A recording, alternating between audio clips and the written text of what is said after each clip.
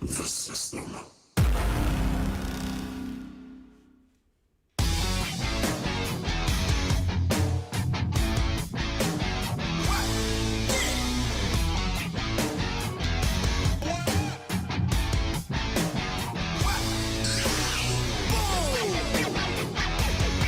Ladies and gentlemen, boys and girls, children of all ages, welcome to Season 2, Episode 8 of the phenomenon known to all as Saturday afternoon's main events.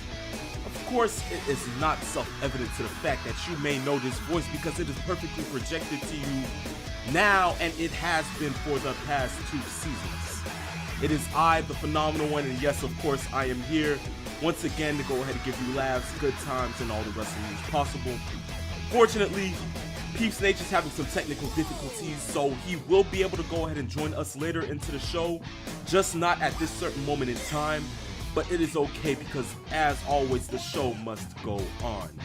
So, as I said, I welcome you. I thank you all for going ahead and tuning in and listening to us here on Twitch, YouTube, Twitter, whatever the case may be. I appreciate it. Thank you. And of course, we'll go ahead and we'll jump into Saturday afternoon's main event. And we're going to go ahead and go with the first piece of topics itself. And that is upon the pay-per-view, or I should say glorified house show, that was Crown Jewel. Now, there were so many things to happen within the show. I believe that the show was amazingly great. It had so many different matches, so many good storylines that could go ahead and transpire within that time frame. And I mean, to think that a show in Saudi Arabia would give to me a match that I can say captivated me, known to the fact that Goldberg was a part of it, which was pretty odd. I mean, I actually enjoyed a Goldberg match in Saudi Arabia. What in the blue hell is going on in this world in 2021? Yes, I'm talking about all these matches today. I'm going by them. And of course, as I said, Peeps Nature will go ahead and join us within a couple of minutes by most. So let's just see how that goes. But of course, we'll get into it. And of course, we'll start off with one of the first matches of Crown Jewel itself. And that, ladies and gentlemen, was the pre-show match. I can go ahead and get into that one, which was the Usos versus the Hurt Business. Let me just go ahead and say this, ladies and gentlemen. I myself do not understand this whole storyline with the Hurt Business being back. Yeah, it's like you go ahead and you put these two back into the mix, but was there like a legitimate storyline behind it? You really didn't know what the heck happened to the point where you're just sitting there like, oh, the Hurt Business is back. Oh, how nice. But there wasn't any build-up. There wasn't anything for it. And I mean, of course, this wasn't like this wasn't a match that was, up for the titles. It wasn't like it was a title match. It was just a regular tag team match. So, I mean, to think that you'd go ahead and root against the Usos, you'd probably need to go ahead and go back to school because logically you wouldn't be right. Okay? Let's be honest with you. So yes, the Usos did go ahead and take a dub within those 10 minutes. And then of course we moved on to the actual show. And I have to say that in the year of 2021, the 21st century, professional wrestling has intrigued me to the point where Vince has actually been on his game. Why do I say that exactly? I say this because somehow, some way, Edge and Seth Rollins put on an amazing match, which isn't shocking, but wow. I mean, from their first match at SummerSlam, which was completely great, which we all expected it to be, to the grudge match at the Garden, which I didn't somehow see that coming, and they built it up perfectly. The storyline itself was amazing. And then of course, Hell in a Cell. And I remember last week speaking upon this and thinking to myself, man, we're actually getting a Hell in a Cell match that is actually meaningful, not by gimmicks. What better way to go ahead and live that through? I mean, for those 27 minutes, the first match of the night, for that to be Edge versus Seth Rollins in a Hell in a Cell match. The spots, the segments, the different feuds and different storylines that were happening within that 27 minutes of that match. Lord have mercy on my soul. That was completely off the chain. From the table spot with Seth at the top rope and Edge pushing him off into the table to we're getting flashbacks from the Garden with those super kicks with Edge having to go ahead and actually, play possum for a second.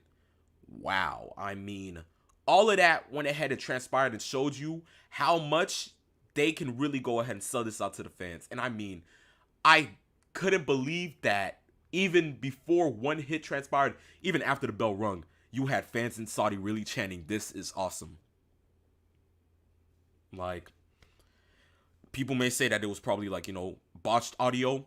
I don't say that. Saudi fans actually live for these things. And this was, of course, a WrestleMania caliber match.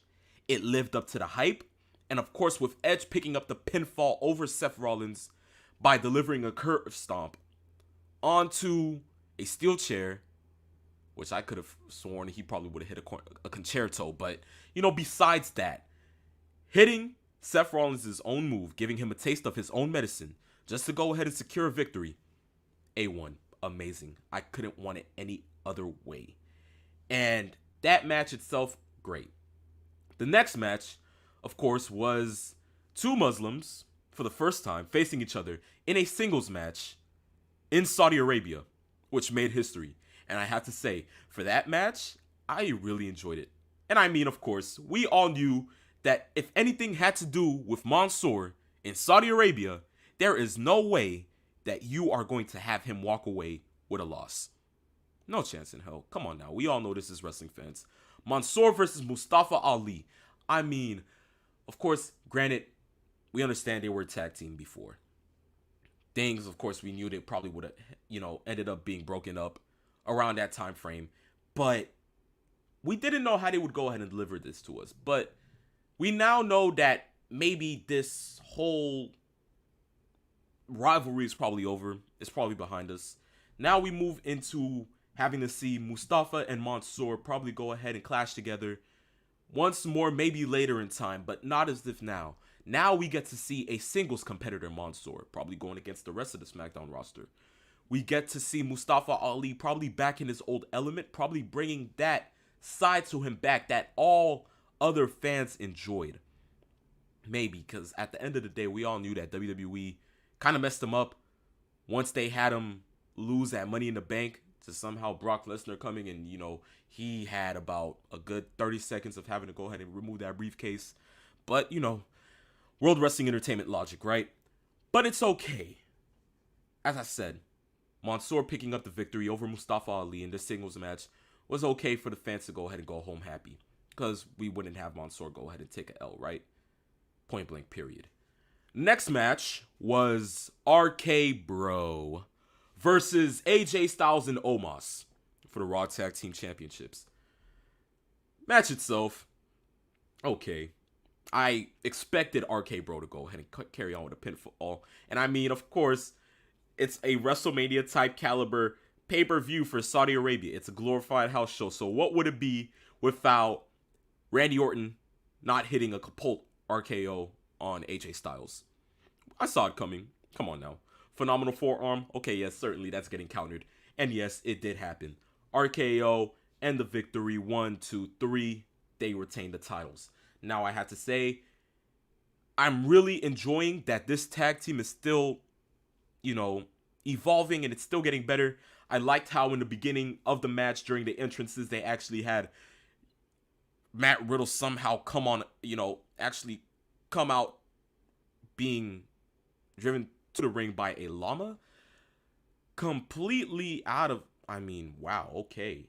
Or camel, whatever the case may be. But wow. What other way was that to be explained to people that these guys are actually enjoying working together? And I remember even before, people actually got the memo that probably, most likely, Randy Orton would have turned on Matt Riddle. That certainly isn't the case now. Truth be told, it really can't be the case because people are actually enjoying this. They're enjoying, RK Bro. They're enjoying Matt Riddle. They're enjoying Randy Orton to this extent. Because, of course, he still has that old Viper persona to him. But at least he's actually showing that he's enjoying it. And, back to the Saudi crowd with it. They were off the hook for these guys. I mean, wow. And, just checking this out, we got a comment from The Phenom, and he says the Saudi crowd was better than the past Saudi shows. I completely 100% agree with you. It couldn't be any better for a Saudi crowd of that caliber to actually go ahead and enjoy their glorified house show that only happens once a year. I mean, certainly, they actually proved to us that they deserve this.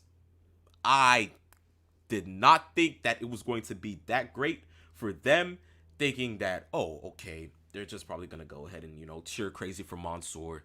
Yeah, okay, whatever. They get all these different guys. They get Goldberg again, Big E. They get Randy Orton, Edge for some reason, Seth Rollins. They get to see Brock versus Roman somehow. All of that ties in, but of course, you get to go ahead and see these matches, and you get to see that crowd pumped up that much. It serves the case for why they should get this pay-per-view every year. But yes, RK Bro retains the titles. We're cool with that. Now, the next match itself, I mean, listen, I expected it. Was that my outcome? Certainly not. But I have to go ahead and say this.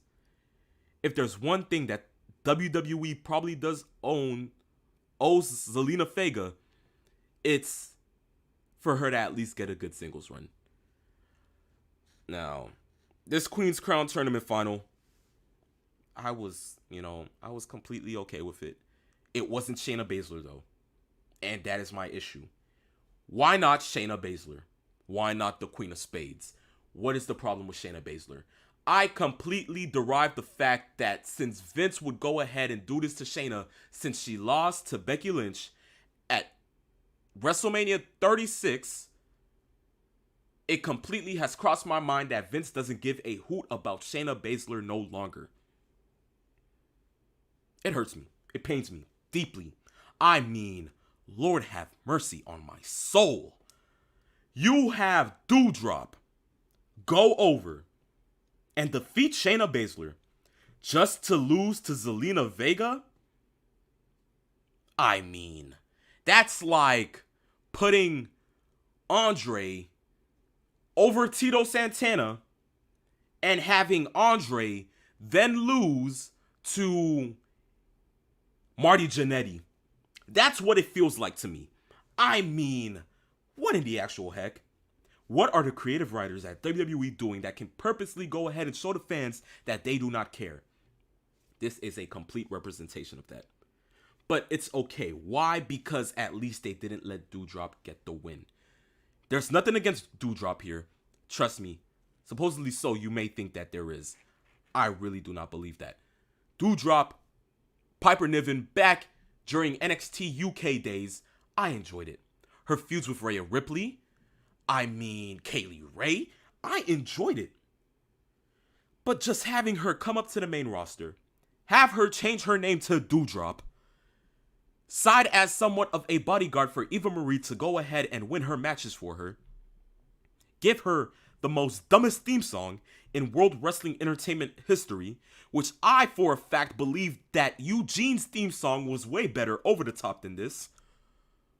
And maybe it's just me hating, but trust me, I don't know. But aside from all of that, you have Doudrop go over Shayna Baszler, who I believe ever since leaving that whole team with Nia Jax has been on a roll as a singles competitor. We know what Shayna Baszler is capable of. We know that Shayna Baszler is a badass professional wrestler. Why not give her the benefit of the doubt to actually have that good of a singles run? Is that too much to ask for as a fan of professional wrestling? Or let me go ahead and paraphrase that. Or, rephrase it for the people that may be listening from World Wrestling Entertainment. Not professional wrestling, sports entertainment, because at this point, it's not professional wrestling. It's nothing over the fact of that. I mean, come on. Lord, please. Listen, the fact of the matter is Doudrop didn't get the win. I'm completely okay with that. Zelina Vega, hats off to you. Hopefully, Creative gives you a feud and a rivalry that can purposely shoot you up into the stratosphere and not spit you out from the jaws of Vincent Kennedy McMahon. So, Zelina Vega, the inaugural queen. Completely fine with that. Next match was a no-holds-barred false count anywhere match between Goldberg and Bobby Lashley. And as I said in the beginning, somehow, someway, the wrestling gods gifted to me and gifted to all you fans a match that you can purposely be proud of, knowing the fact that Goldberg was in this match. Goldberg, the same man who has botched moves since his return to World Wrestling Entertainment. Goldberg, the same man who cautiously has gotten many concussions in the ring, hitting his head on doors, all of the above, just acting as a crazy, stupid person. The same Goldberg who almost, thank God he did not, kill Mark Calloway, also known to many people as The Undertaker, by botching the jackhammer and almost causing The Undertaker to land on his neck.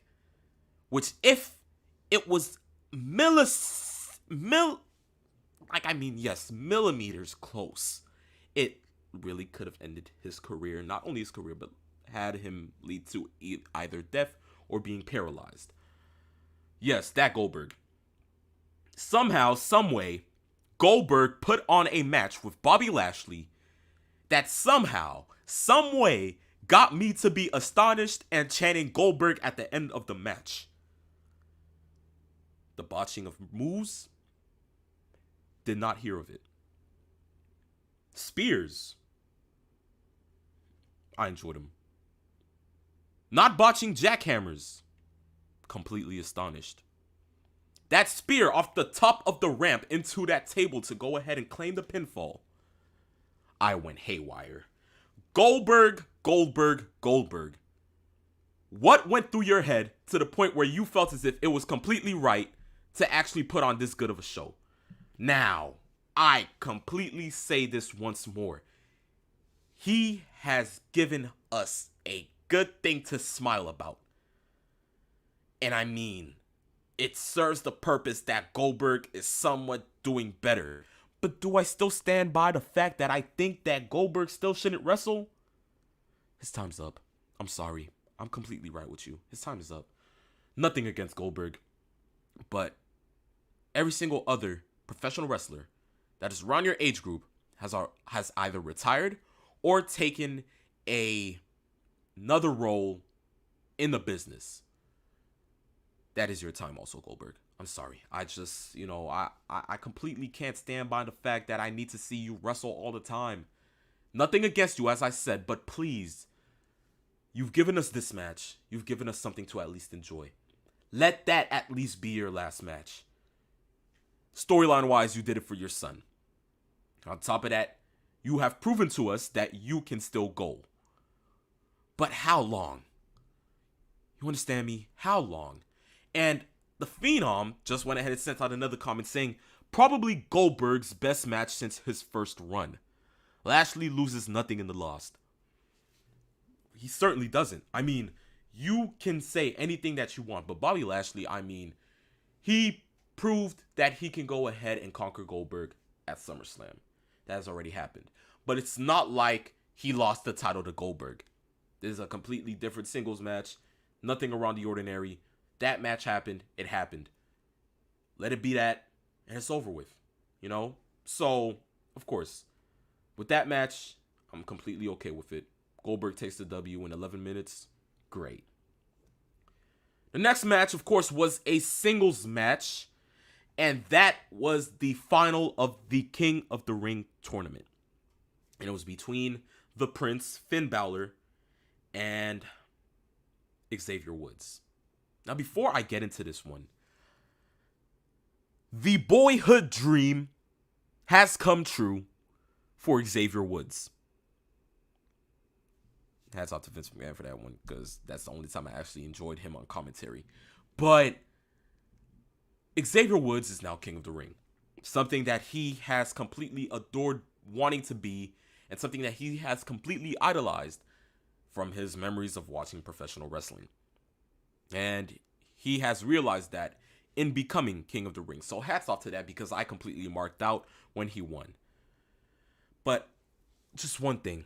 You see, my hands are clasped together, and my head is a little bowed down in reverence, and my eyes are somewhat closed at this certain point in time, because I myself, the Phenomenal One, just sent up a prayer. And that prayer was to the wrestling gods to at least ask them to not turn Xavier Woods heel.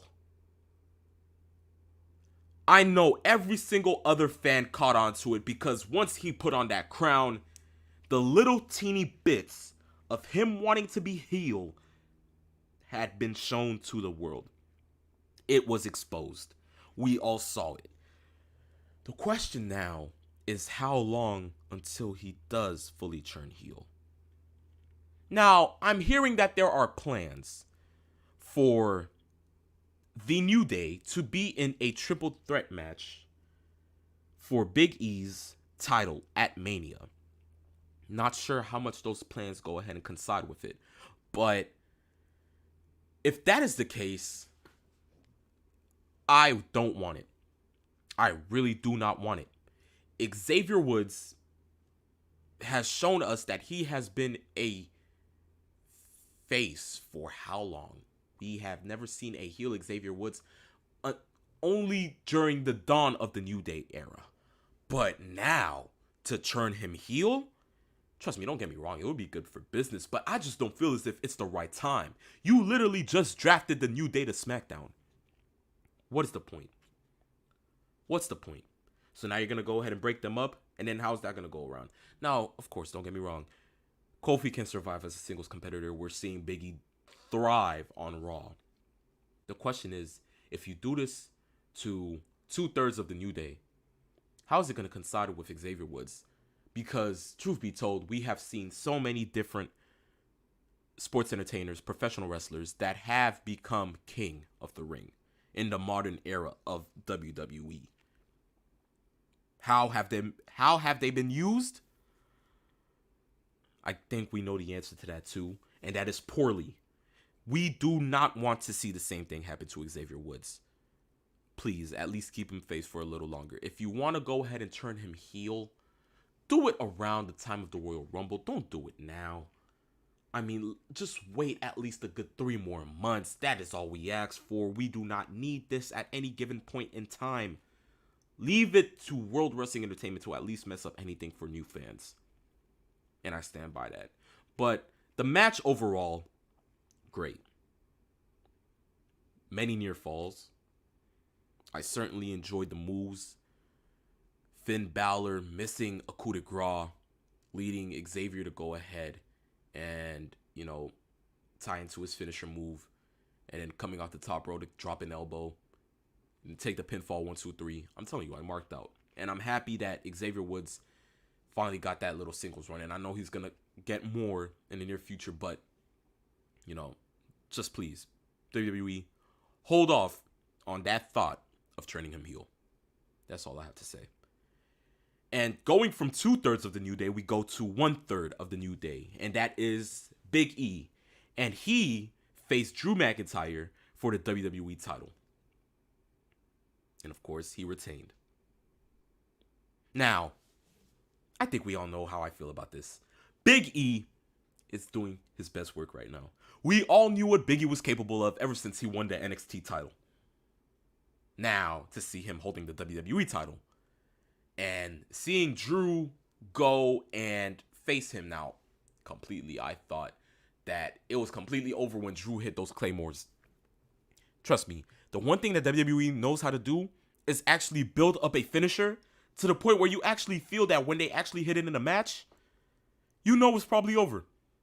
I felt that way at least 2 or 3 times because those claymores, nasty. I mean, God, like, whoa. But for 13 minutes, Drew and Big E gave me a match that I could certainly enjoy. And I didn't, reconcile anything. All I knew was that Big E was coming away with the win. As I said, near falls. But the match itself, fast paced, nothing crazy out of the ordinary. And I mean, it's not like some Brock and Drew match where we had a good couple of years back at, Mania where it was only like 5 minutes. This right here was, a good 13-minute match. And I know Big E's capable of putting on 20-minute matches. That's not hard to go ahead and look at. But it's the fact that the storytelling for this amount of time to go ahead and build this match up at Crown Jewel, many people certainly could have made the case that maybe Drew McIntyre was coming away with the title. But come on now. We all know that couldn't be the case because, of course, they said that Drew was going to go ahead and want to face Roman Reigns when he got drafted to SmackDown in the draft. So, we already knew that wasn't happening. But as I said, during that match, yes, it had many people's hearts racing, including mine. But Big E coming away with the win and retaining the title, best for business. I have no issues with it. It's great to see Big E getting a singles run. It's great to see Big E holding the title. How long will he hold it for? Please, just long enough, because I want this run to, at least be, sought out the right way. And as of now, it's doing great. And the next title match, I mean, I've been building it up since the draft, and I told myself that, it was going a different way. And once again, the phenomenal one comes up short, So I'll take the L on that one. Fans can go ahead and spam an L in the chat. You could go ahead and say that the phenomenal one screwed up on this one, because yes, I know I did. But for 19 minutes, I got to see a triple threat match for the SmackDown Women's title, which consisted of Becky Lynch, Bianca Belair, and Sasha Banks. Great match, ladies. Great match. I tip the back of my hat off to you because, of course, it's not in the front. But the match itself, it was great. 19 minutes. I have to say, a little long, but it was great. And once again, the Saudi crowd, they pumped it up even more. I felt as if I was living during the era of Steamboat versus Savage, WrestleMania 3 IC title.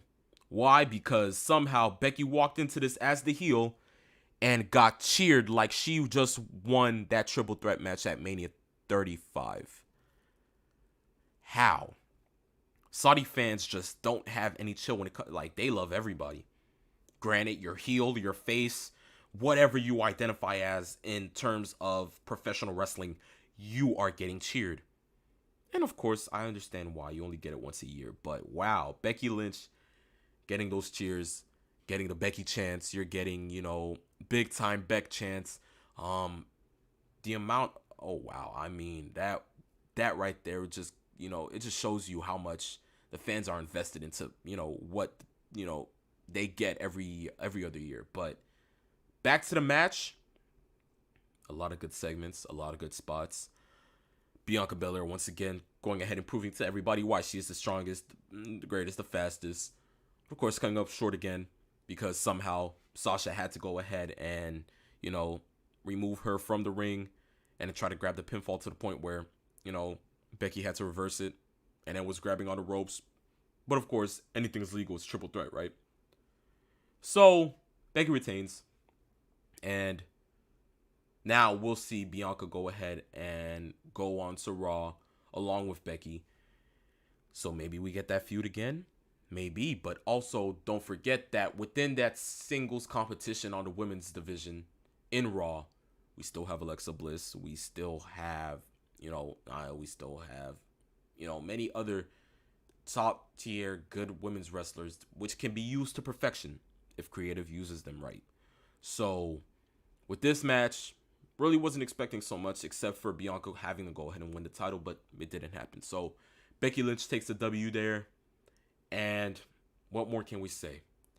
But I have to say that the next match itself, wow. I didn't want to acknowledge him anymore. I really did not want to acknowledge him anymore. But somehow you have to, right? And that was the singles match for the WWE Universal title. And that was against the Tribal Chief, the head of the table, Roman Reigns, and the Beast incarnate, Brock Lesnar. And somehow, some way, Lord have mercy on my soul, why do I have to keep acknowledging him? The Beast did not leave the island of relevancy. But I have to say, I really do have to say, Paul Heyman is a complete klutz. Yes, I said it. Paul Heyman is a klutz. Don't get me wrong. Don't get it twisted. He's a klutz. Because we both know that during that match, when Paul grabbed the title and Roman asked for it, it's not hard to go ahead and throw a title to Roman, right? We both know it's not that hard. Come on now, people, think about it. That's like saying Mark Sanchez during 2011 had no accuracy, which he kind of did, truth be told. He had like one of the best seasons ever. Shout out to the New York Jets, although they're trash. But you're telling me right now that Paul Heyman, who was ordered by Roman to hand him the title, takes the title, looks at Roman, then proceeds to look at Brock, and just tosses the title in the middle of the ring between both wrestlers. Oh, Paul. You think we're not catching up to your game yet, buddy? But guess what? We are. Why? Because we both know that title was going to be thrown to Brock. But, as always, he's afraid. He's afraid of Roman Reigns. Without Roman, Paul feels as if he is nothing. And, yes, the two look at the title. They, start pulling tug of war with it. Then come the Usos to save their tribal chief once more and their, amazing cousin, as per what they may say. Then, somehow, that match, to have Roman take the title, hit Brock over the head with it, and then just count 1, 2, and 3.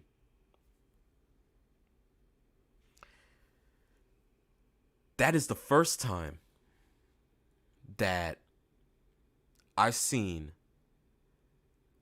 Brock lose a match by having the title hit his head. How do you have that happen to Brock Lesnar? Riddle me that. Brock, the Beast incarnate. Brock, the same guy that has held that title for a good 500 days. The same Brock Lesnar that somehow has conquered almost every other legend. The same Brock Lesnar that defeated the Streak. The same Brock Lesnar that has beat Roman Reigns twice at WrestleMania. That same Brock loses the title match by having it hit over his head. Wow. Vince, you've done it again. You have done it again. You just like going ahead and messing the fans over, don't you? And on top of that, Brock is a face. We all knew walking into this match, somehow, some way, it was going to end with Brock holding the title over his head in Saudi Arabia.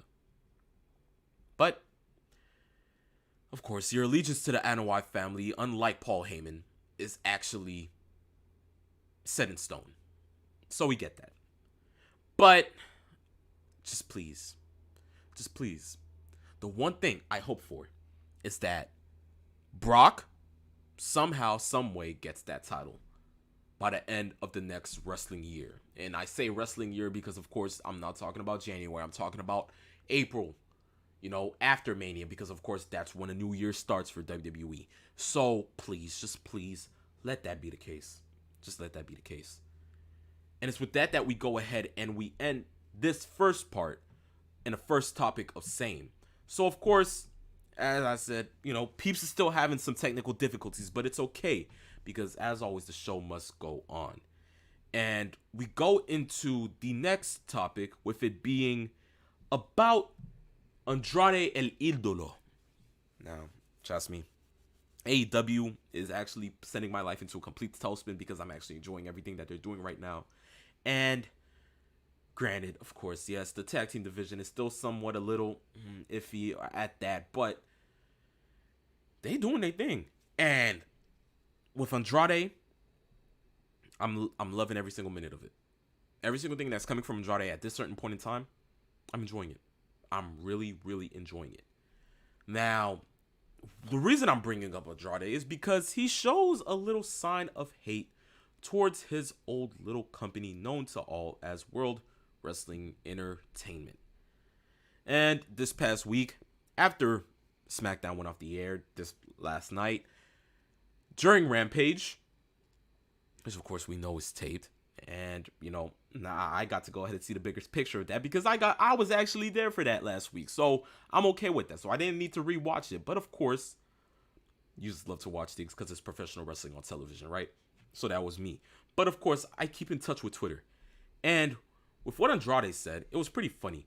Andrade went ahead and just somehow, and from me, I really didn't believe he actually spoke English. We seen the man speak English. It's not up to par. No offense, but it's not up to par. But he sends out a big screw you to the WWE on Twitter. That was the tweet. Just screw you. Of course, not screw you, but you get the memo. And it's funny to me because, of course, it's Andrade. So to have Andrade go ahead and actually say that, now it gets your mind spinning a little. You think to yourself, what is he saying this for? He's at AEW. He's having the time of his life. What's going on with him? Does he really have issues right now? Make up your mind real quick, man, because you're not making sense. Listen, truth be told, I think I see where Andrade's coming from because at the end of the day, if he's sending out a big screw you, it has to mean one thing and one thing only. He's happy of his situation in All Elite Wrestling. The man's putting on great matches. The man is having a time of his life with his creative sense. He's doing what he wants to do in a company that gives him all the power to do it. Would you really want it any other way? I mean, truth be told, come on now. If you were in a wrestling spot and you were in the industry itself and you were a professional wrestler, wouldn't you love to have complete control over your character? Wouldn't you love to go ahead and go out there without having the stress of knowing that you have to change your name or you have to go ahead and follow a script? Would you love having to go ahead and answer to someone if they feel as if your demeanor and character is not up to par? I know Andrade felt that way. Maybe still feels that way because his soon-to-be wife is still in that company and she's not getting any of those liberties that he is getting. So maybe, just maybe, I feel his pain. But of course, why do I go ahead and remark this out? Why? Because, of course, this came after SmackDown.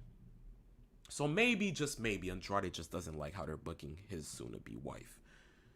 Now, do I hate how they're booking the woman that is hailed from the Queen City? No. I'm actually loving what they're doing with Charlotte now. But do I like the fact that she just keeps holding the title when we know that she is going to lose it soon? That I hate.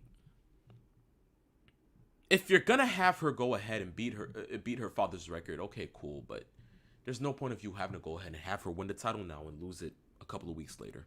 There is no point to that. Stop doing that. If you actually think that that's cool, then creative has, really big issues. But then that sent social media into a tailspin because now people think that since Charlotte's contract is still going to be up, there may be a shot at her going to, something, I'm just going to shut up from there. Because you all know what I'm going ahead and alluding to. Is that going to happen? Heck no. Is there a chance of it happening? Probably. Why? Because Flair no longer works there. And when I say Flair, yes, I'm saying the limousine riding, jet flying, kiss stealing, wheeling dealing, son of a gun, Ric Flair no longer works there. So yes, of course, I can understand that Andrade doesn't work there, and she doesn't get to see her hubby as much as she would want to go ahead and see him. So there's that too. Nah, I still don't see it.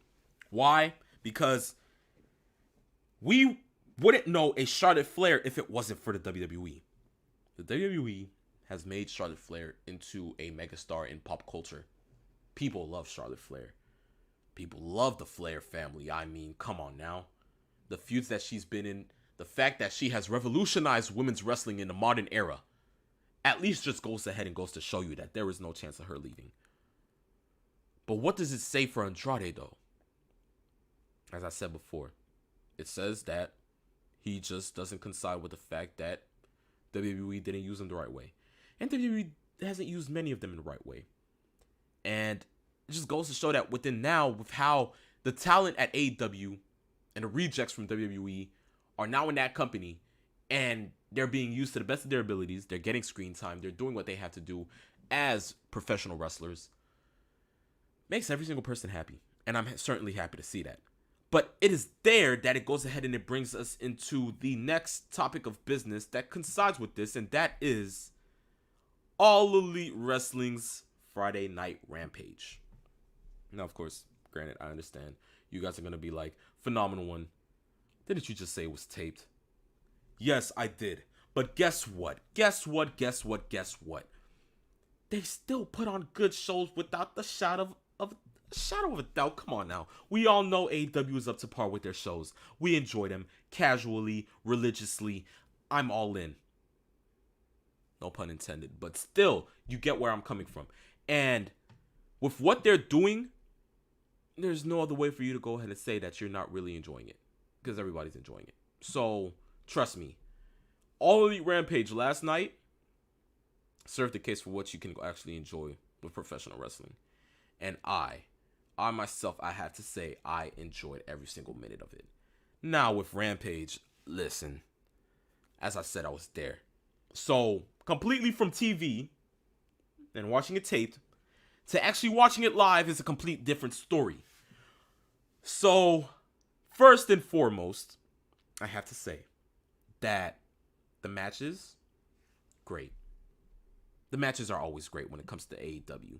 You do not expect All Elite Wrestling Rampage to not have good matches since it's only an hour show. They make it great for you. They don't make it bad. They make it great for you. So, with the first match itself, it was Will Hobbs versus Orange Cassidy, which was the first match in the AEW World Title Eliminator Tournament. And with that, it goes ahead and it starts the tournament for whoever goes ahead and actually takes that win, gets a shot at the AEW title.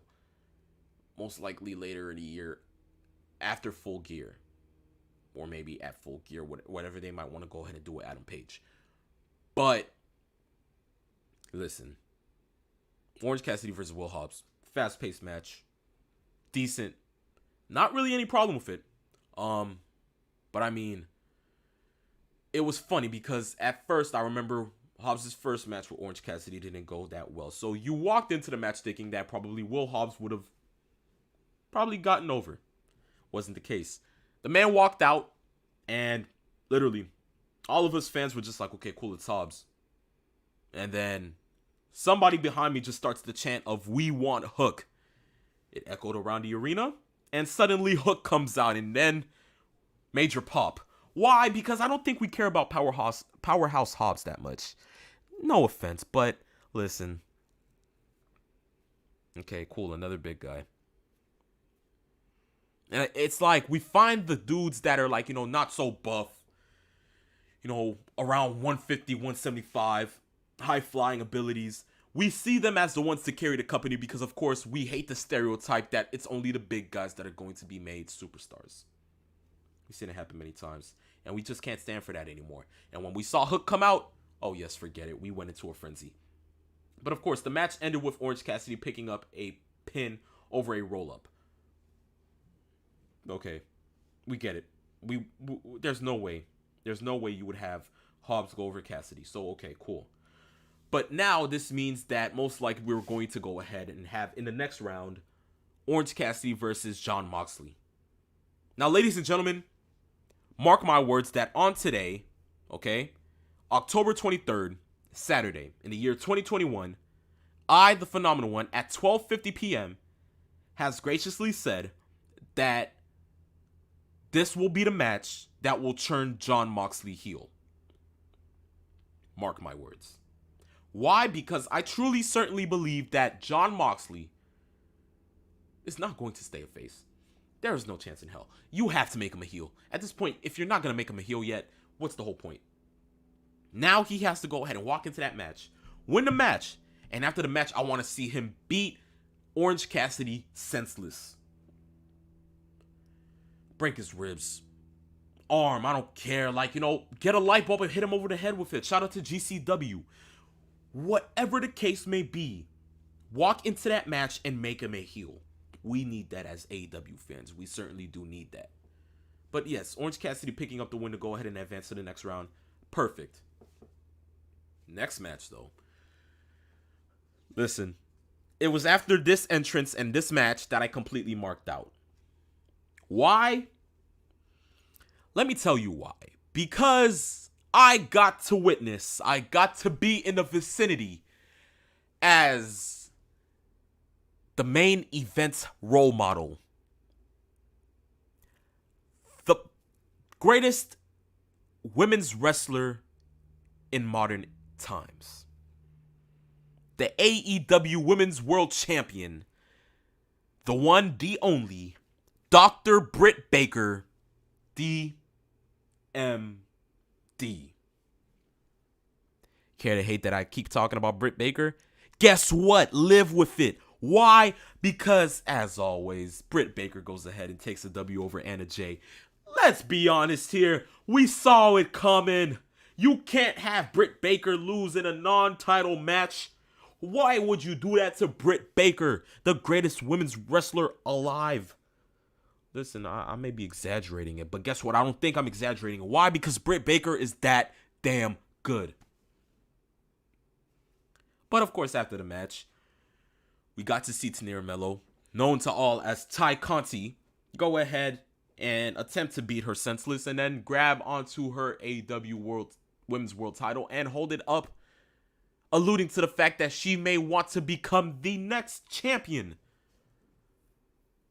Listen, Britt Baker's holding that title for an extra year.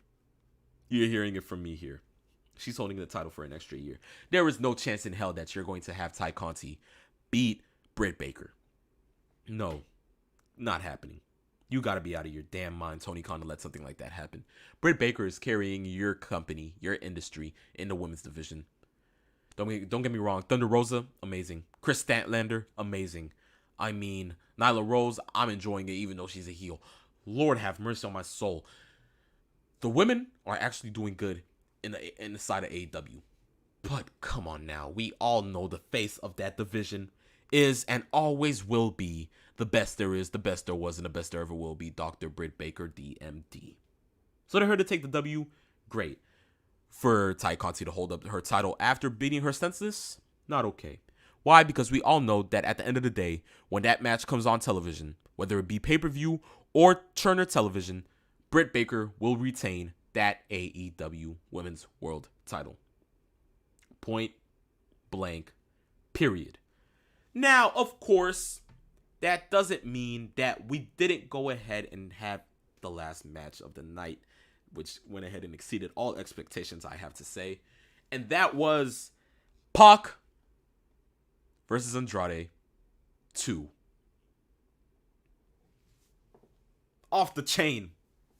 Great, perfect, amazing, great for business itself. How do you go ahead and make the fans happy by going home? There's no other way to. You gotta enjoy it. Like, what? Come on now. Pac versus Andrade 2, listen, I remember seeing it for the first time. It was great.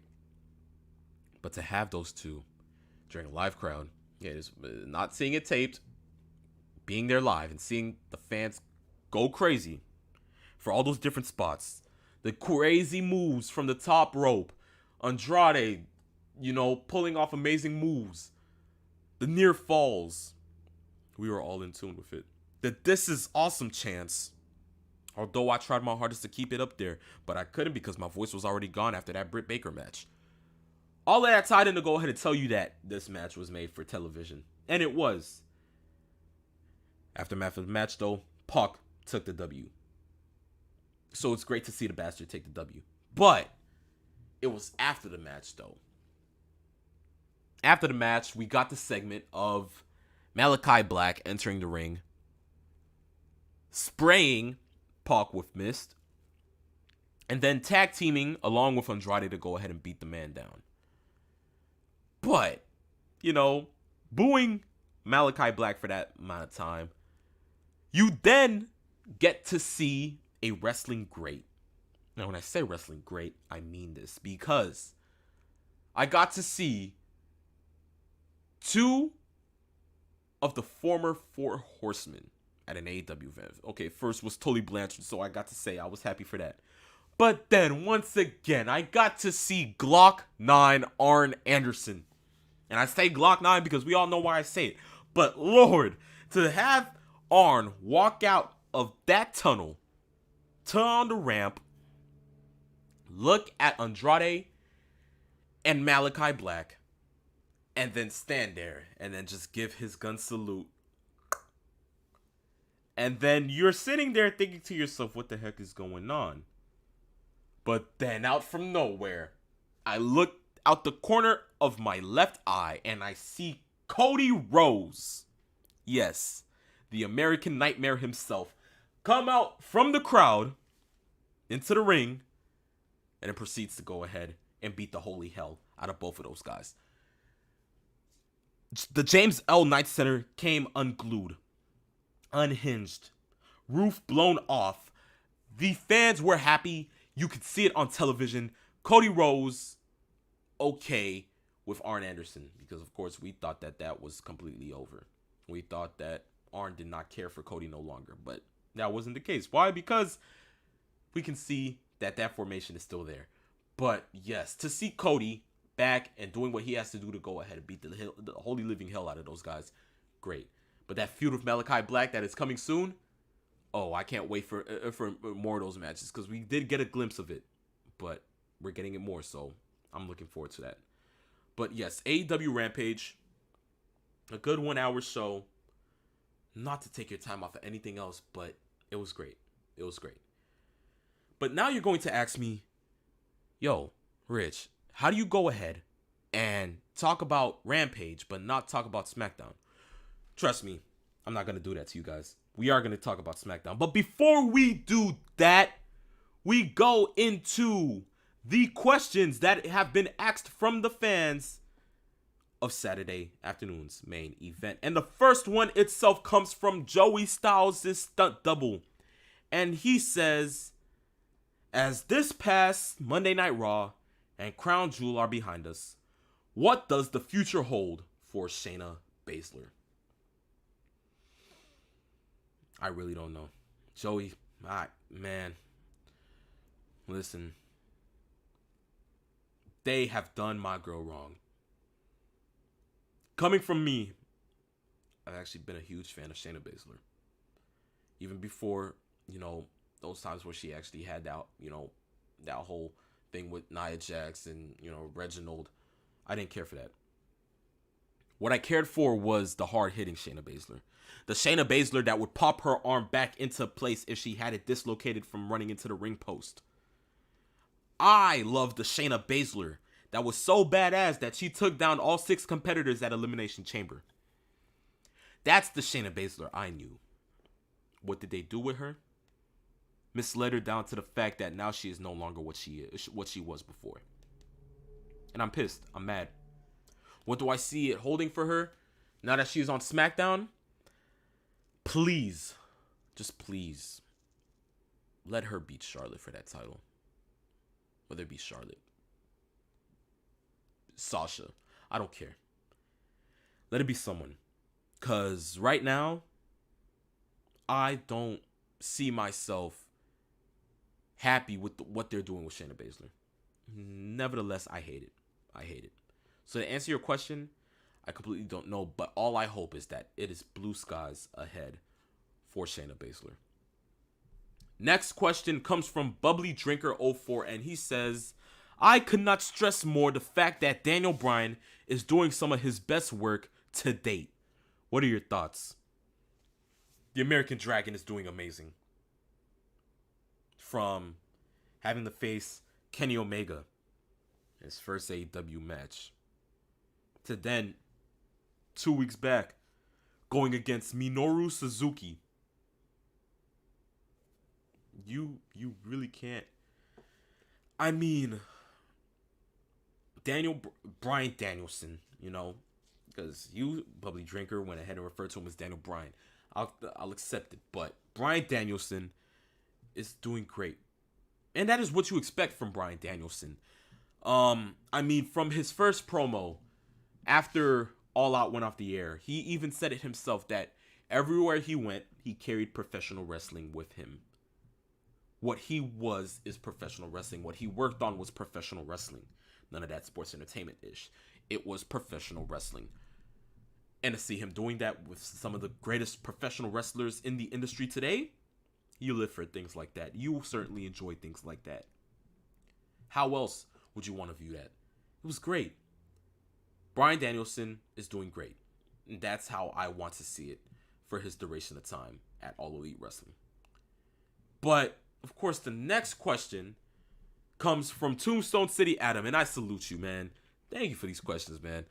And his question says, all right, the cat's out the bag. Paul Heyman, in Ice Cube terms, is screwing the fans over with no Vaseline. Make up your mind, Paul. I like the annotations of that questions, but we're PG, man. But listen, Paul, he's like that. He's a mastermind. The Walrus is back at it again, doing what he does best, and that's leading the fans into oblivion, thinking what's going to happen next, because, of course, Paul Heyman is unpredictable. We expect this from Paul. So to see it from Paul, it's great. I'm okay with that. I'm certainly okay with that. But I hear you. Because, yes, that is what he's doing. He's making us feel like complete, total jokes. Why? Because we expect one thing and then we get the other. Paul, you're succeeding at your job. But, yes, please, just stop, man. We want you to be predictable at least once. That's all we ask for. Just please. That does it for the 3 questions from, Saturday afternoon's main event. As I always say, guys, don't even worry about it. We always say this.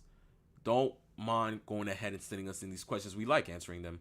Of course, peeps still having technical difficulties, but of course, you have seen how we interact with these questions. We like interacting with the fans. It's always great to go ahead and see things like this happen. So please, once more, always go ahead and send these questions in. Of course, Saturday afternoons _main event on IG. DM us and guarantee it will be featured on the next episode of same. Once again, Saturday afternoons _main event. And it is with that we move into the next part of the show, and that is to talk about SmackDown. First night back, removed from Crown Jewel, get to see some of the new wrestlers, get to see some of the new superstars.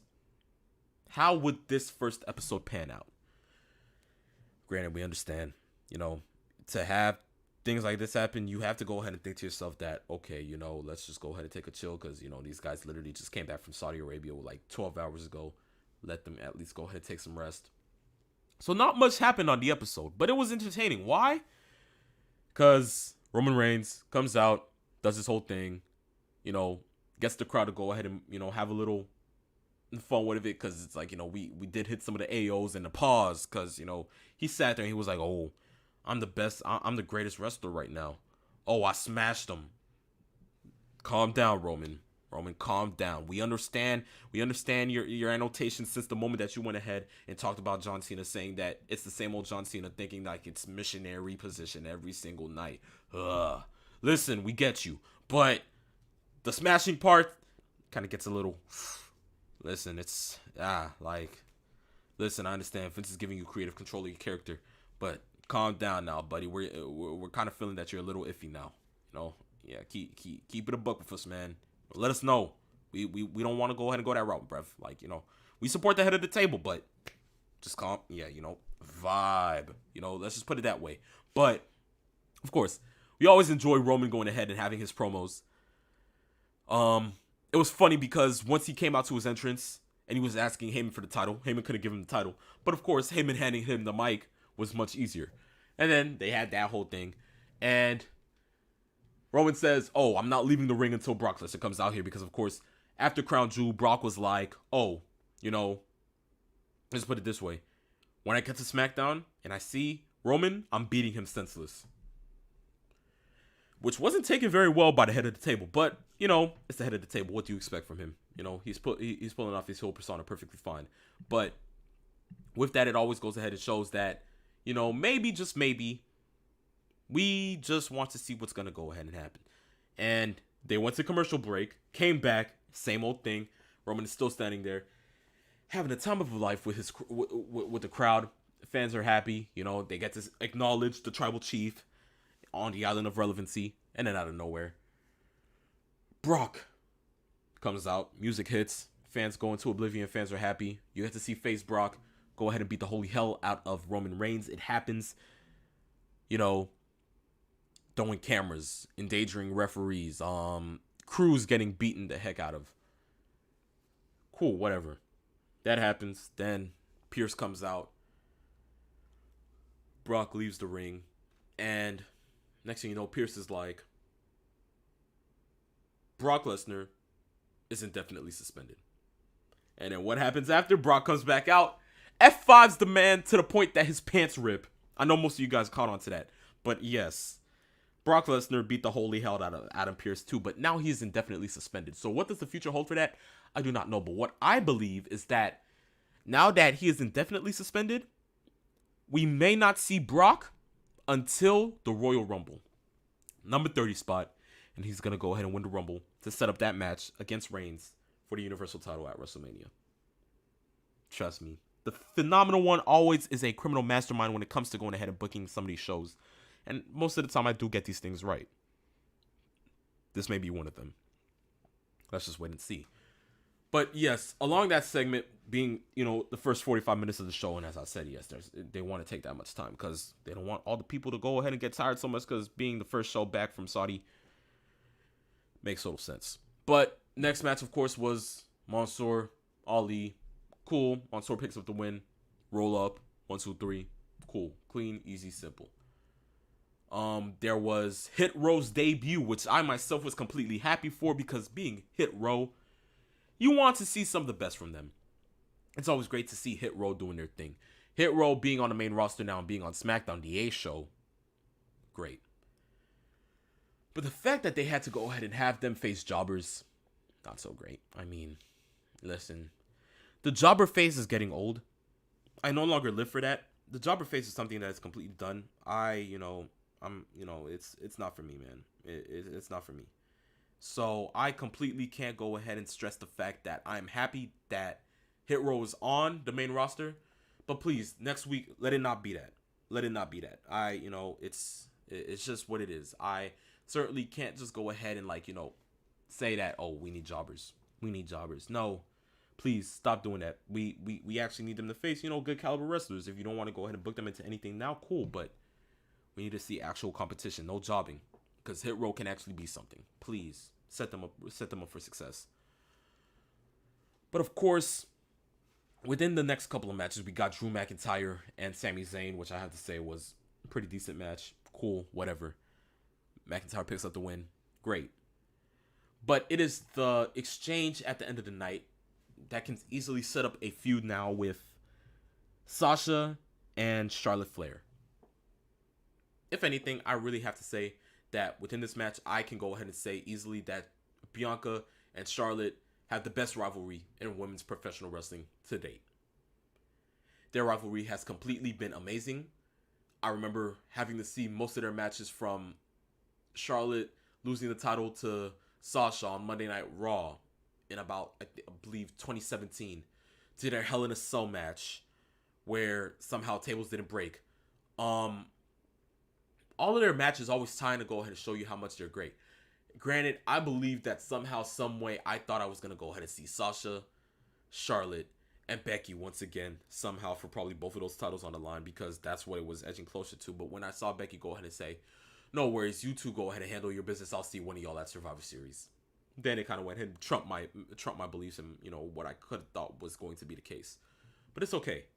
Why? Because Bianca versus Becky is predictable for Raw, but now that we get to see Sasha and Charlotte once more on SmackDown, it just goes to show that you're really gonna go ahead and enjoy what the future has in store for these women. But we'll just have to wait and see how that goes for it. But until then, women's wrestling doing great on both ends. I have to say, they're doing great for what they are. We actually have a comment once more, and that is from RPR316, Mr. Heartrod, and he says Sasha is the best. I certainly believe so. Sasha right now is doing some of her best work. Of course, she's not champion, but guess what?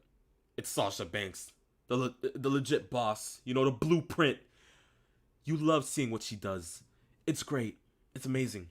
You wouldn't want it any other way when it comes to professional wrestling and Sasha Banks. It just goes one and one. You put two together, you get some of the perfect combinations. And now that you get Sasha and Charlotte, once again, two for the price of one. You're perfectly fine. It's amazing. Trust me. I agree with you, Hot Rod. But with that, we go into the last and final topic here on Saturday afternoon's main event. This one, I have to say, I'm pretty iffy about. And I say pretty iffy because certainly, somehow, it grinds my gears. And this is Bischoff signing off on All Elite Wrestling and Tony Khan. Now, for those of you who know who is the mastermind that is Eric Bischoff, the man has shown us time and time again how he can make professional wrestling believable, how he can make it a joy for fans. He is the infamous mastermind behind sending Raw into complete oblivion for a good amount of weeks during the Monday Night Wars. He is responsible for making WCW what it was during the late 90s. All of that goes into play and shows you who the heck Eric Bischoff is. And then on that side, you have Tony Khan, a new mastermind coming up in the sense of AEW, making AEW what it is now, and having fans enjoy what professional wrestling was to them in the old days. So you have these two, and now you have them somehow standing off on each other. For what complete reason? Well, here's the reason why. Eric Bischoff was on a show this past week, and he was talking about the reality of AEW versus WWE. And this is what he had to say, and I quote, "I think Roman Reigns did a great job of articulating the reality without a chip on his shoulder or being defensive." And this was to what Roman was saying about AEW last week, which I went ahead and got into with the Peeps Nate. And he goes on and says, "It is what it is. I would love to see AEW outperform WWE. I would like to see real competition and see the point where AEW is competing favorably. Forget about defeating them. If they're competing favorably in real head-to-head environment, I'd love that. Expletive, I'd show up and do their show for free if they asked, if that's what they're doing. Taking these pot shots and jabs and burying your own competition when you don't have the testicular fortitude to actually compete kind of bugs me. Can you tell?" Of course, what is a rivalry and what is a major, I can say, feud outside of wrestling if the other person doesn't respond? And that is exactly what Tony Khan did this past Thursday. And this is what he had to say. And I quote, "Well, I really like Eric, and I was kind of surprised by Eric's comments coming from Bischoff. I think Eric Bischoff's probably the last person anyone would expect to say that. They think the president of a wrestling company should be quiet. But then when it comes to head-to-head competition, we're in a head-to-head competition this past week. And of course, we understand that they were, because last week they had 30 minutes commercial free, and along with WWE, they did the same thing while they were on FS1. But then Tony had this last thing to say. So for Eric Bischoff, of all people, the guy who got lowered down on a motorcycle from the ceiling, the guy who challenged Vince McMahon to fight him, to say that somebody should be quiet is funny. Quote. Is he wrong? Coming from a modern fan, I don't think so. Listen, it's always fun to see people talking down to the other company. It's always fun to see people taking jabs at another company. It's always fun to see somebody that is not World Wrestling Entertainment talking down on World Wrestling Entertainment. And truth be told, AEW is succeeding fashionably. They are doing great. For what they are as a wrestling industry and a wrestling company, they're doing great. But along that too, I do side with Bischoff. Because you still need time to go ahead and get to that point where you can actually go against Vince.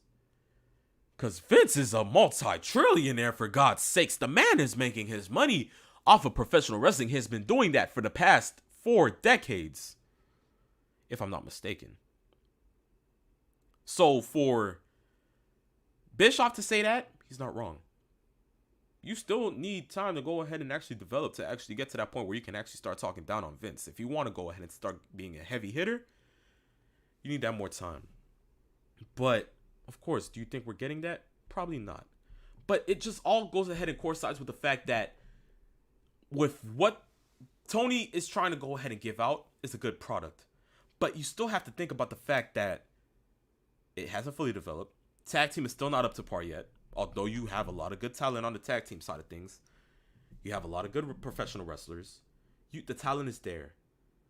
But until you are popping off ratings on a Friday night more than SmackDown is getting, until you are planning on going ahead and, actually starting up the Monday Night Wars again and beating Raw in that, until you are fashionably getting more revenue from things and selling out better pay-per-view buys, until you're doing all of that, I certainly have to say that, Tony, there's no reason to talk, buddy, at all. Please don't hurt yourself over that. Do not.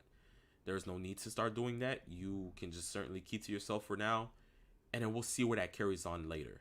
But just don't. It's never upon the case where you have to go ahead and stoop to that level to actually do that. Just focus on yourself and yourself alone. That's all it has to be. But that's certainly what we have for today. It's crazy. Went through a whole episode completely, on myself, and I had to say, I salute Mr. Peeps Nate. He tried to get the technical difficulties out of the way, but of course, computers, cell phones, the internet, you gotta hate it sometimes. But it's okay, because at the end of the day, the show went on, and we conquered it, as always. So, I completely thank you, the fans, the listeners, those that go ahead and completely watch us on a daily basis and actually tune in to Same. I have to thank you from the bottom of my heart. I completely enjoy going ahead and doing this for you guys. You guys go ahead and put on for me, for us. You make Same what it is today, and I completely wouldn't want it any other way. So thank you. But of course, we actually go into this with being that this is the end of Same. But it's okay, because we will be back next week, episode 9, without a shadow of a doubt. Hopefully, no technical difficulties on no ends, and we will certainly give to you guys laughs, good times, and all the wrestling news possible. So, of course, as I say, to always keep up with what we have going in store for you guys, always go ahead and follow us on Saturday afternoon's main event, either on IG or on Twitter, which is down below right there. Guys, we thank you for going ahead and tuning in and listening. And it's with that I leave you on this episode of Saturday afternoon's main event.